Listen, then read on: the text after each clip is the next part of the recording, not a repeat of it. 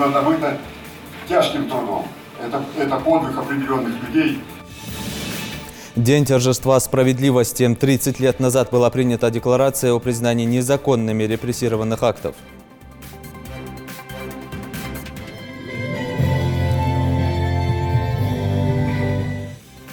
Прочный фундамент для проектов телерадиовещания. В Назране торжественно открыли филиал РТРС. Остались единицы желающих читать газеты и другую печатную продукцию на ингушском языке. Четвертое. Нет профессиональных корректоров ингушского языка. Особенность народа – хранитель традиций, культуры и самобытности. О развитии ингушского языка говорили в региональном правительстве. Но мне нельзя сладкого. Когда хочу одну конфетку, надо подклеить, потом можно кушать. 7% населения планеты болеют этим недугом. Сегодня Всемирный день борьбы с диабетом. Расскажем об акции в эндокринологическом центре.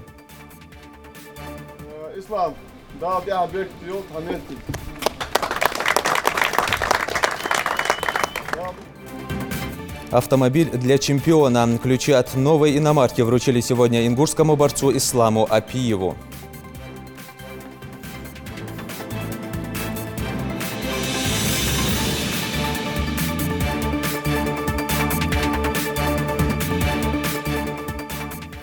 На канале Ингушетия новости 24. Здравствуйте.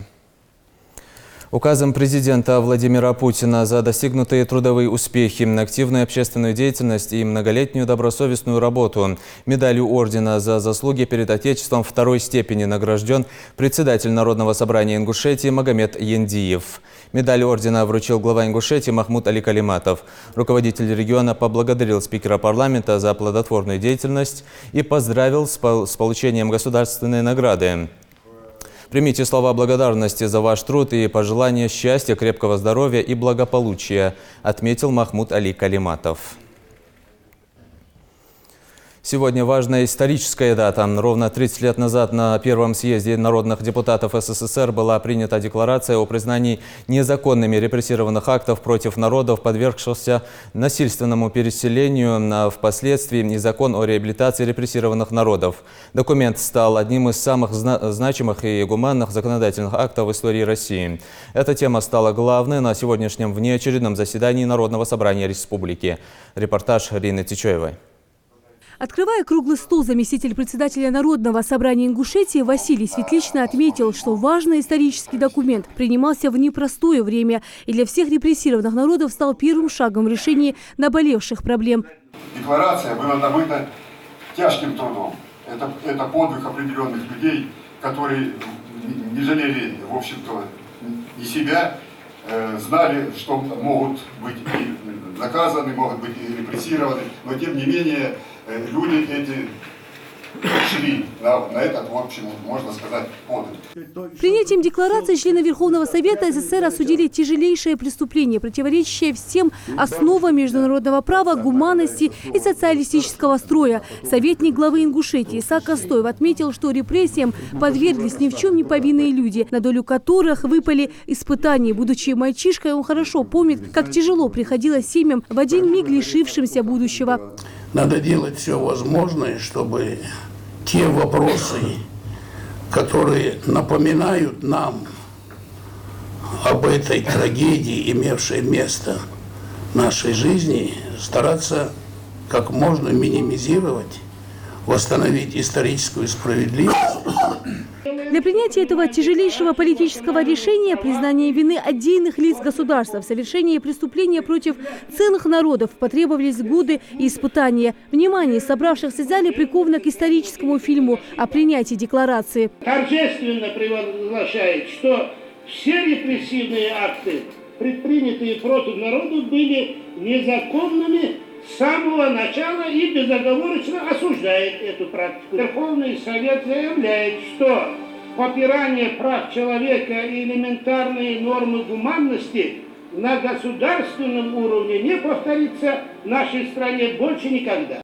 Большую роль в признании незаконными и преступными репрессивных актов сыграл человек из народа, настоящий патриот Муса Дарсигов. Добившись встречи с Михаилом Сергеевичем Горбачевым, он рассказал о чувствах всех репрессированных народов. Эта встреча положила начало восстановлению прав депортированных. 25 мая 1989 года вся страна прикована к экранам телевизоров. В Москве открылся первый съезд народных депутатов Верховного Совета СССР. Для ингушей этот форум, объединивший больше 1500 народных представителей, стал первой и долгожданной возможностью заявить о своей проблеме во всеуслышание. Когда слово дали Мусе Дарсигову, он не просто выступил с трибуны, он вывернул наизнанку всю боль народа, все эти годы бившихся за свою правду. Я прошу вас, народные депутаты, поддержать не том, что мою проблему, мессетинскую, немецкую.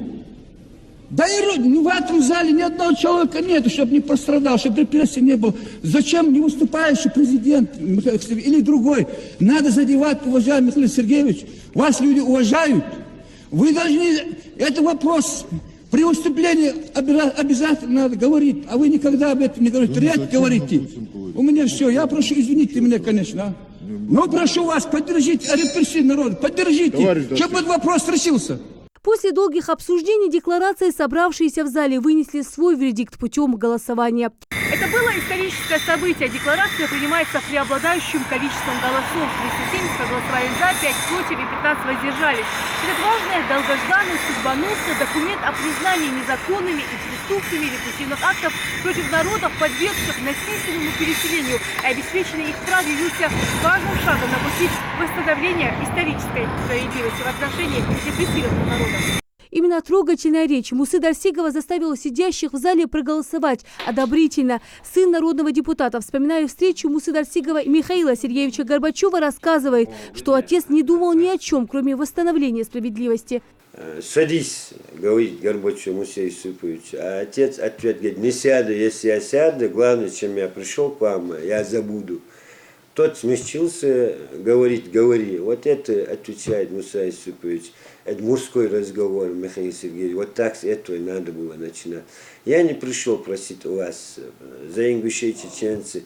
Я пришел просить вас за все репрессивные народы Советского Союза. Посмотрите, в Советском Союзе репрессивные народы, сколько человек занимает высокие должности, а никто не занимает. Дарсигов, он в принципе, как сказать, он всю жизнь проработал на земле, он с трибун не выступал. Но это такое пламенное было выступление, что вот сейчас даже вспоминаем, меня дрожь берет, до такой степени прочувствованная.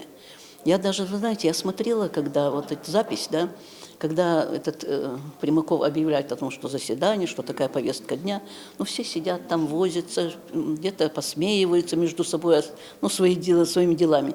Но когда вот это вот заседание началось, и когда начали выступать именно вот эти вот делегаты, Кугулькинов вначале, калмык Давид Кугулькинов, поэт, писатель, участник войны, потом, значит, дали слово Мусе, и, вы знаете, зал с замиранием сидел, смотрел. Люди были в то время, может быть, более искренними, и на их лицах вот эти вот отражалось то, что они чувствовали.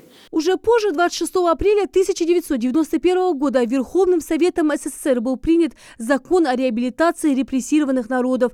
Закон признал все нормативно-правовые акты, принятые в отношении репрессированных народов, незаконными. Лена Сычоева, Магомед Белакиев. Новости 24. Новое здание регионального филиала РТРС сегодня торжественно открыли в Назрани. По оценкам экспертов, оно соответствует всем современным стандартам, построено за счет средств РТРС. Это более 50 миллионов рублей. Торжественное открытие филиала РТРС, радио-телевизионного передающего центра Ингушетии, состоялось при участии первого зампреда правительства Михаила Илезова и гендиректора РТРС Андрея Романченко. Репортаж Светланы Томовой. Весенний цвет одетая, поэтами воспетая, святая Ингушетия моя.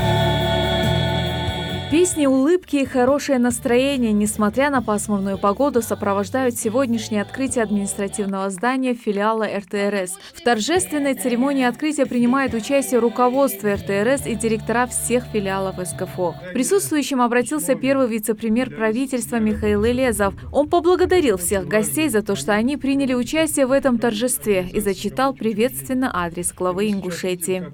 Месяц назад Ингушетия вместе со всей Россией завершила перевод телевидения на цифровую технологию. отключение аналоговых передатчиков стало финальным аккордом этого проекта.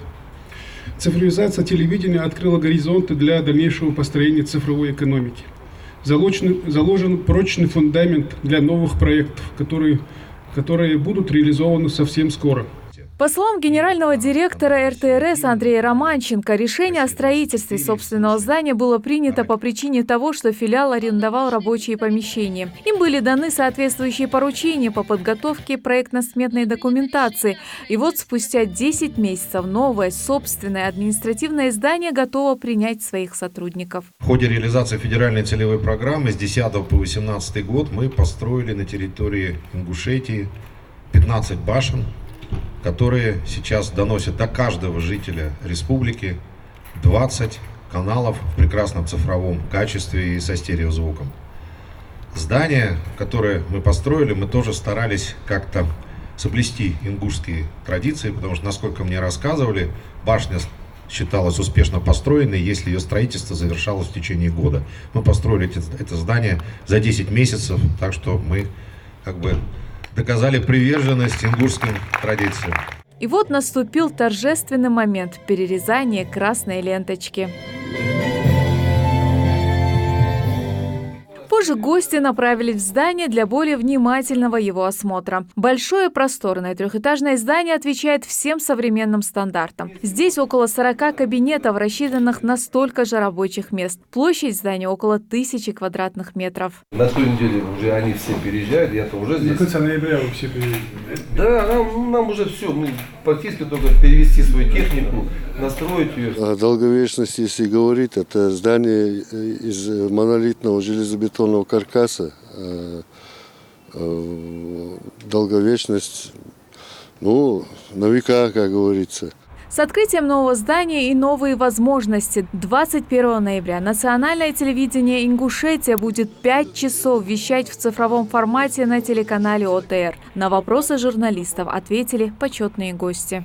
Мы сейчас отдельно встретимся с ГТРК и НТРК, посмотрим, как мы эту работу будем выстраивать. Посмотрим, какие часы мы будем встраиваться в этот промежуток времени. И в любом случае мы воспользуемся этим моментом и в любом случае будем работать. Дальше у нас есть планы дальнейшей работы с РТРС, с филиалом.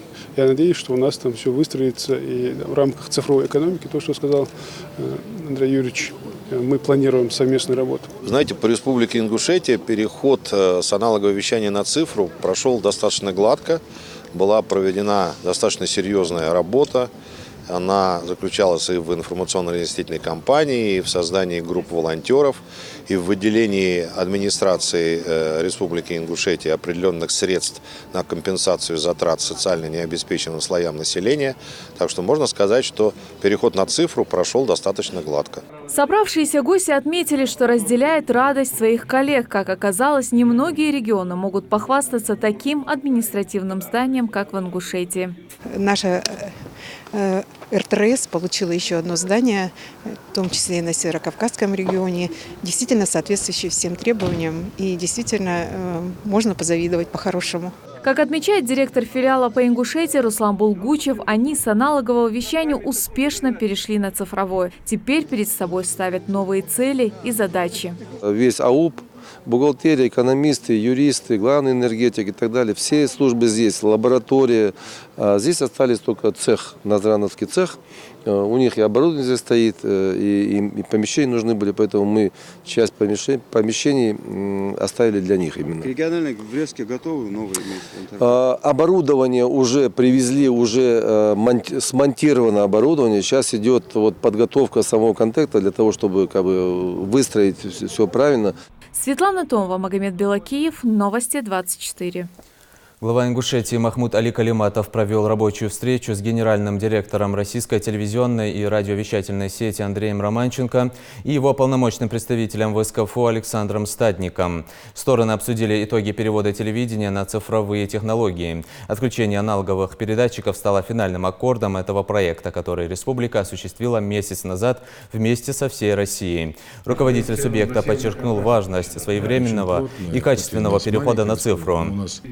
а также поздравил с открытием руководства РТРС в их лице всех работников республиканского филиала, который долгие годы не имел своего офиса. Андрей Романченко, в свою очередь, поблагодарил руководство Ингушетии за содействие и отметил, что на протяжении 8 лет в регионе проделана большая работа, возведены 15 телевизионных вышек, что помогло осуществить план цифровизации и наладить систему телерадиовещания. Цифровое телевидение на данный момент функционирует за счет этих башен, и их мощности полностью покрывают потребность субъекта. 1 человек погиб, 3 ранены в результате очередного ДТП на федеральной трассе «Кавказ». Авария произошла накануне вечером вблизи сельского поселения Яндари. Столкнулись 3 легковых автомобиля. В результате ДТП один из водителей, 40-летний житель Сунжи, скончался на месте. Пострадавшие доставлены в больницу. Вчера около 16 часов 30 минут на 580-м километре федеральной автодороги «Кавказ» произошло столкновение 3 автомобилей, одной иномарки и 2 отечественных. В результате дорожно-транспортного происшествия один водитель скончался на месте, а 2 других автолюбителей были доставлены в ближайшие лечебные учреждения. Мы надеемся, что их жизни уже ничего не угрожает. Что послужило причиной дорожно-транспортного происшествия, в настоящее время предстоит выяснить путем проведения следственных действий. При установлении виновного его действиям будет дана принципиальная оценка и будет принято соответствующее процессуальное решение. Сотрудники госавтоинспекции напоминают о недопустимости совершения опасных маневров, в том числе в ночной период времени, а также в период ухудшения погодных условий, что мы сейчас с вами можем наблюдать на дорогах нашей республики. В ночной период времени, в утренние часы наблюдается такое погодное явление, как туман. Мы убедительно просим автолюбителей включать в обязательном порядке габаритные огни, ближний свет фар, противотуманные фары. Язык как хранитель традиции, культуры и самобытности. На сохранении, совершенствовании и развитии ингушского языка сегодня говорили в региональном правительстве.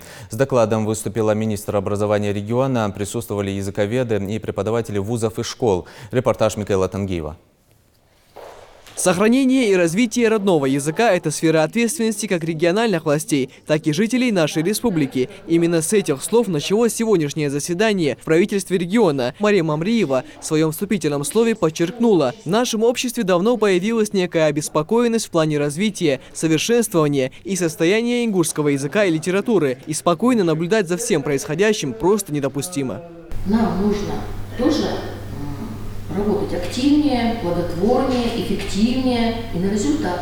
От слов к делу. Министр образования и науки региона Эсет Бокова в своем докладе отметила, что в общеобразовательных организациях на текущий учебный год обучается более 75 тысяч учащихся, из которых 74 тысячи изучают ингушский язык как родной. Познания в ингушском языке и литературе обеспечивают более 2000 преподавателей. По ее словам, Минобр Ингушетии в прошлом году провел колоссальную работу по обновлению содержания учебной литературы по родному языку, и такая деятельность продолжается по сей день.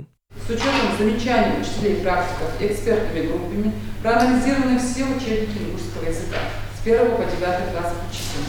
Внесены действующие учебники ингушского языка с целью приведения их в соответствии с требованиям ФГОС, значительно изменен теоретический материал с учетом возрастных особенностей учащихся. Продолжая тему беседы, собравшиеся сошлись во мнении, что ингушский язык, как и язык любого народа, представляет собой национальную и общечеловеческую ценность. Необходимо в полной мере использовать возможности нашего языка и национальной культуры в обучении и воспитании молодежи республики. Учитель ингушского языка и литературы с многолетним стажем Айшат Картоева отметила в своем докладе целесообразность появления в наших детских садах и начальной школе учителей с дополнительной подготовкой по родному языку. Мультипликационный фильм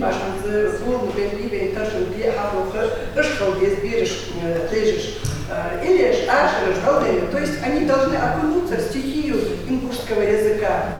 Говоря о роли печатной продукции в развитии и совершенствовании ингушского языка, то и здесь дела обстоят не лучшим образом, считает главный редактор общенациональной газеты «Сердало» Якуб Патиев. По его словам, с этой старейшей газеты по сути началась ингушская письменность, но сегодня «Сердало» не может стать полноценной газетой на родном языке по ряду объективных причин. В самом начале 90-х годов наши лидеры, стремясь скорее эффективно донести до читателя свои мысли по спасению нации, захотели перевести газету русский вариант.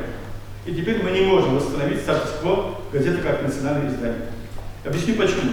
Во-первых, ушел мир иной, или ушли мир иной, не могут постараться работать, пишущие на ингушском языке. Во-вторых, потрачена школа переводчиков с русского на ингушский. В-третьих, остались единицы желающих читать газеты и другую печатную продукцию на ингушском языке.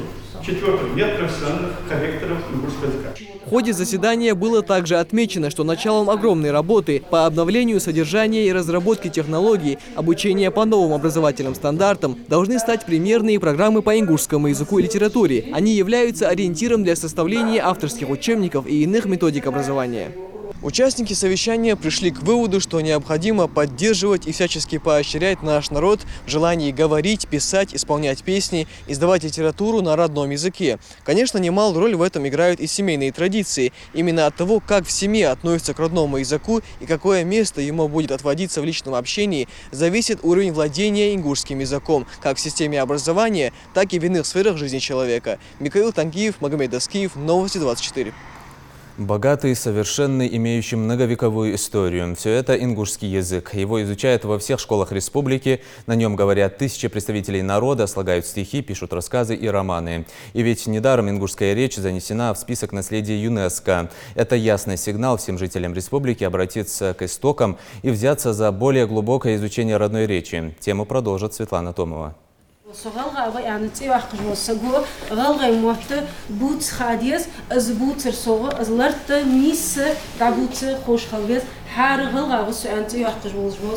Мадина Цароева практически ежедневно старается доносить до подрастающего поколения, что родной язык – прошлое, настоящее и будущее любого народа. Ингушский язык наравне с русским обрел статус государственного, и потому на каждом из нас лежит ответственность за его сохранение для наших потомков. В Центре образования Магаса ежедневно на своих уроках учитель объясняет не просто слова и их перевод, но и значимость родного языка.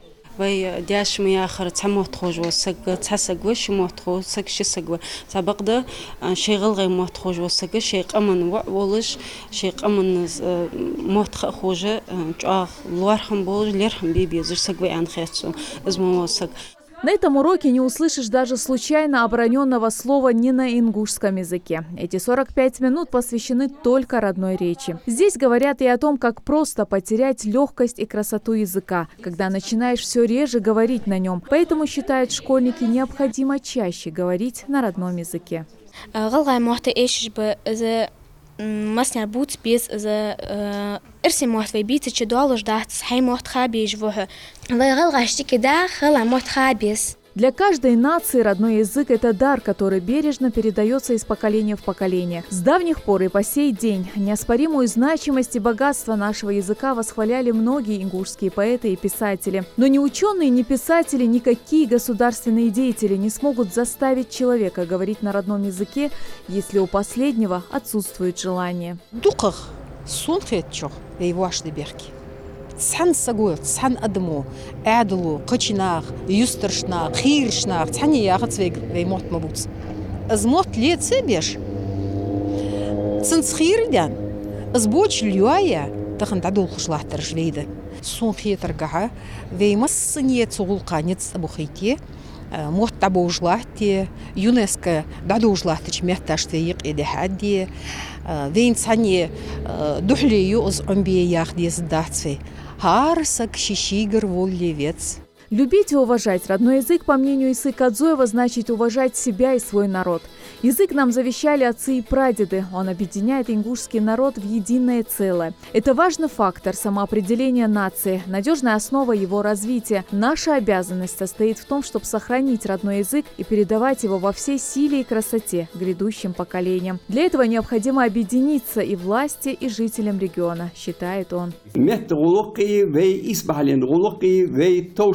توشغل يعني كولتور بكولتور غلق işte entuziast şişin degdiye karşıdak hat somuçu okunmuçu da kıvırçu da yan yani Musa mu çat yıldır paç halkını haisa da hadiyizdir skoluk paç halkını haisa paç halkını izleyen sığoluka adla ne pakal diyet büdjet yazı Цылулка бюджет, кыч бюджет исладуасы шорты халдис, ханялчы, цанны мехты, цанны мехка, шише хакулыш датшон культурный олук. Родной язык есть вековой труд целого поколения. И сегодня разбрасываться результатами этого труда вверх неуважения не только к наследию предков, но и к самому себе. Язык – это характер народа, его память и история. В нем отражаются обычаи, традиции, быт народа, его ум и опыт. Без языка не может существовать и развиваться общество. Он помогает людям обмениваться мнением, высказывать свои чувства и достигать взаимопонимания. Светлана Томова, Майрбек Миржоев, Новости 24. В Конституционный суд республики поступил запрос городского совета депутатов Сунжи о проверке конституционности части 2 статьи 3 Закона республики о формировании органов местного самоуправления. Законом установлено, что глава муниципального района избирается на срок полномочий представительного органа. Таким образом, эта норма ставит в неравное положение главу муниципального образования, избранного в начале срока полномочий, и главу, избранного в последующем. По мнению заявителя, оспариваемые нормативные правовые акты противоречат Конституции Ингушетии, а именно статье 18. И правовое регулирование порождает неопределенность в понимании положения части того же закона о формировании органов местного самоуправления в Ингушетии. Решение суда огласят 20 ноября. Сегодня Всемирный день борьбы с сахарным диабетом. Праздник был введен в 1991 году Международной диабетической федерацией и Всемирной организацией здравоохранения. По статистике, этим недугом в мире страдает 371 миллион человек. Жизнь диабетикам спасает инсулин. В Ингушетии этой дате приурочили тематическую акцию. Она прошла в Республиканском эндокринологическом центре в Магасе, в котором на учете состоит более 100 пациентов. Подробности в сюжете.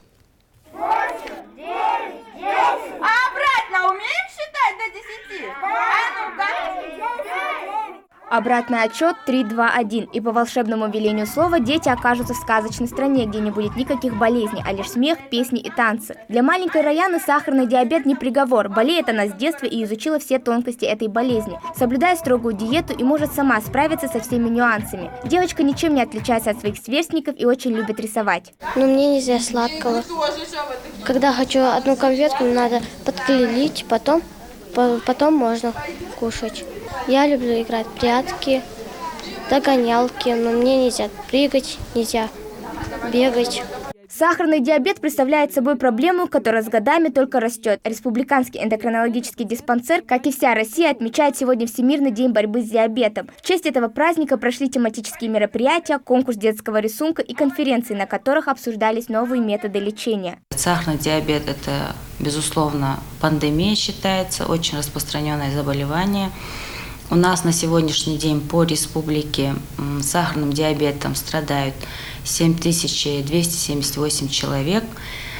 Из них туда входит и сахарный диабет первого типа, это инсулинозависимый сахарный диабет, инсулинонезависимый сахарный диабет второго типа, и дети, и инсулинопотребный сахарный диабет, когда идет декомпенсация и пациенты переводятся на инсулинотерапию. К сожалению, сахарным диабетом страдают не только взрослые, но и дети. На сегодняшний день в диспансере на учете состоит 106 человек. В основном это диабет первого типа. По словам многих врачей, диабет – это не болезнь, а образ жизни. Главное – правильно питаться и выполнять необходимые предписания эндокринолога. Когда устанавливается такой диагноз, это большой стресс и для ребенка, и для родителей, так как требуется соблюдение строгой диеты, регулярная инсулинотерапия, регулярный контроль гликемии. И, естественно, это трудно и меняется образ жизни в целом всей семьи. По словам многих родителей, с трудностями сталкиваешься только в начале. Самое главное – не передавать тревогу детям, ведь они отлично чувствуют их переживания. А это одна из причин ухудшения состояния здоровья. Благодаря врачам центра многие начинают осознавать всю суть болезни и методы ее лечения. Когда первый раз нам поставили диабет первого типа, естественно, это был для нас большой стресс, но тем не менее врачи нас как-то донесли до нас, что это как бы не болезнь, не приговор, а это образ жизни, здоровый образ жизни. Вначале было, конечно, тяжело, но теперь мы справляемся. У меня уже мальчик сам шатает хлебные единицы, сам колет и сам все мерит. Всемирный день диабета, отмечаемый ежегодно 14 ноября, был введен в 1991 году Международной диабетической федерацией и Всемирной организацией здравоохранения в ответ на угрозу роста диабета во всем мире. А выбран был именно этот день, чтобы увековечить заслуги канадского врача Фредерика Бантинга, который родился в этот день и сыграл решающую роль в открытии инсулина, лекарства, спасающего жизнь людям, больным диабетом. Хава Гагиева, Адам Далаков, Новости 24. Испытание. Презентация выставки под таким названием, посвященной депортации ингушского народа, состоялась в музейно-выставочном центре Чувашского национального музея в городе Чебоксары. В экспозицию вошли 44 портрета ингушей, переживших депортацию 1944 года, а также фильм о воспоминаниях очевидцев тех событий. Автор работ – московский фотограф и журналист Дмитрий Беляков. Выставка организована Министерством культуры региона совместно с мемориальным комплексом жертвам репрессий. Она продлится до 12 декабря. Ингушские судебные приставы совместно с сотрудниками ГИБДД и налоговой службы провели рейд по взысканию долгов. Акция под названием «Дорожный пристав» проходила по отработанной схеме. Сотрудники ГИБДД останавливали машину, а судебные приставы проверяли автолюбителей по базе данных с помощью специального аппаратно-программного комплекса. При выявлении задолженности ему предлагается погасить данную задолженность мобильным банком, либо другим видом услуг, которые возможно, киви, кошелек и тому подобное. Если же должник не оплачивает данный вид задолженности, либо у него сумма задолженности превышает более 3000, судебными приставами и исполнителями принимаются меры по наложению ареста на его имущество. В сегодняшних рейдах остановлено должников более 100 автотранспортных средств. Из них на данный момент на 2 автотранспортных средства наложен арест. Заслужил благодаря усиленным тренировкам и блестящим победам. Новый автомобиль в подарок получил чемпион мира и Европы по греко-римской борьбе Ислам Апиев. Знак внимания или очередное поощрение руководства спортивного клуба «Ади Ахмат». Церемония вручения ключей от новой иномарки состоялась сегодня в Троицком. Насколько борец был обрадован подарку, расскажет Идрис Ижиев. Этот новенький Hyundai Solaris сегодня красуется на парковке спортивного клуба «Ади Ахмат». Автомобиль ждет своего хозяина, чемпиона мирового класса Ислама Апиева. За отличные выступления и яркие победы руководство решило поощрить молодого триумфатора. Ведь такие крупные завоевания на международной арене – тяжелый труд. Наше руководство, Ади Ахмат, основатель спортклуба Ади Ахмат, депутат Государственной Думы Харсиев Алихан, поощрил Ислама, не оставил в стороне. Ислам дал объект делать хамести.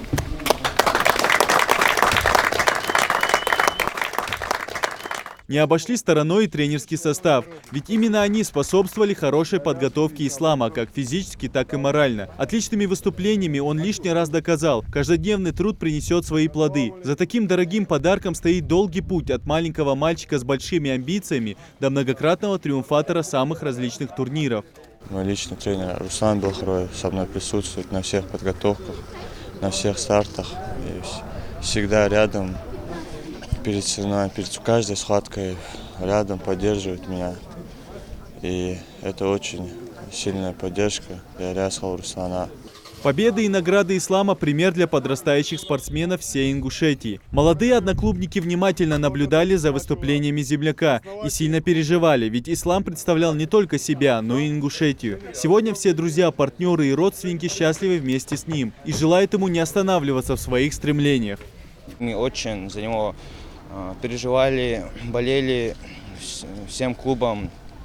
Также мы его во всем поддерживали, так как он тренируется уже давно и в дальнейшем он должен сделать результат лучше. Если награждать спортсмена, он как бы мотивируется, тренируется дальше, ставит себе цели повыше и тренируется.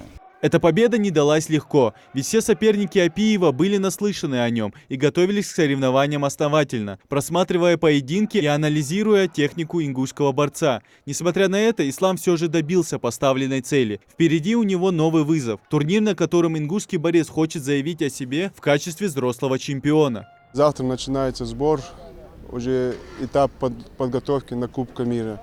26-го мы вылетаем в Иран. Это уже взрослый Кубок мира.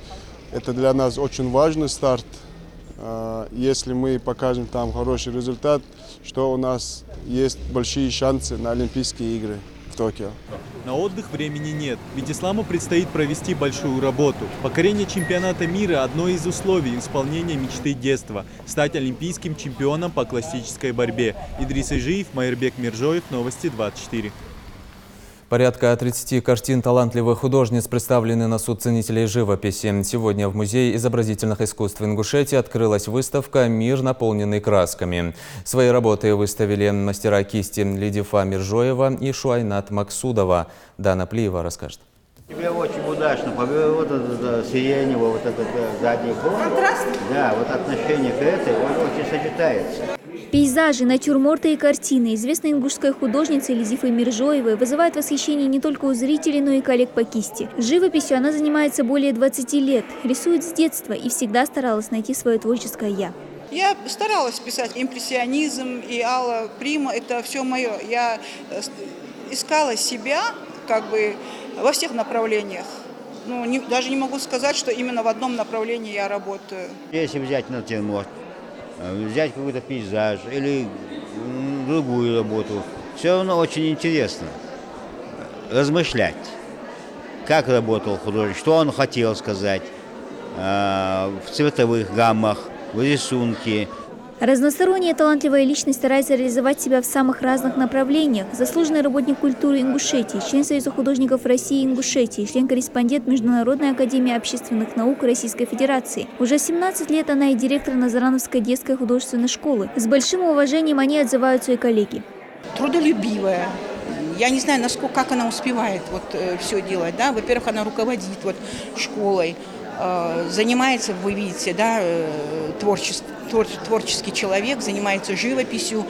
А с нею по соседству небольшую экскурсию по своим полотнам проводит и Шуайнат Максудова. Художница только пробует себя в этой стезе. Основная тематика ее работ – отражение красоты и богатого исторического прошлого многонационального Дагестана. Вдохновение черпает из древних легенд и народных сказок о родном крае, которыми так любила зачитываться в детстве. Где я родилась, там настолько удивительная и прекрасная природа, что это и есть начало моего вдохновения, так как там очень красиво. Каждая из художниц с большой эмоциональной выразительностью передает удивительную красоту своего края, а красочные натюрморты заряжают самыми положительными эмоциями. Вот это доброе, красивое, душевное, оно, в общем-то, всегда трогает, оно всегда дает тебе что-то. Приветственный адрес от министра культуры и архивного дела Ингушетии зачитала и Айна Ильясова, а также вручила грамоты и подарки. Ваши авторские работы способствуют укреплению позитивного имиджа наших республик. Выражаем искреннюю признательность за ваш талант и мастерство, которое вы несете в искусство. Творческий союз двух талантливых мастеров кисти объединяет не только схожий жанр в работах. Главная особенность картины – это отражение материальной и духовной культуры своего народа. В этом уверенный педагог девушек Исмаил Раджабов, заведующий кафедрой декоративно-прикладного искусства Дагестанского педуниверситета. Обе девушки учатся в аспирантуре, и сегодняшняя выставка – практическая часть будущей диссертации. Самое главное, ценное, то, что мы видим, эта выставка, это, понимаете, прежде всего отражение самобытности народа, который дает понимание о ее традициях, о ее обычаях, о ее укладе. Поэтому это очень важно. Выставка, она имеет не только такой, я бы сказал, творческий направленность, но имеет прежде всего учебно-познавательный интерес. Мы познаем их уровень подготовленности. Выставка Музея изобразительных искусств продлится целый месяц, так что погрузиться в край башен и легенд сможет каждый, кто придет на выставку. Дана Плиева, Магомед Аскиев, Новости 24. На этом наш выпуск завершен. Оставайтесь на канале Ингушетия.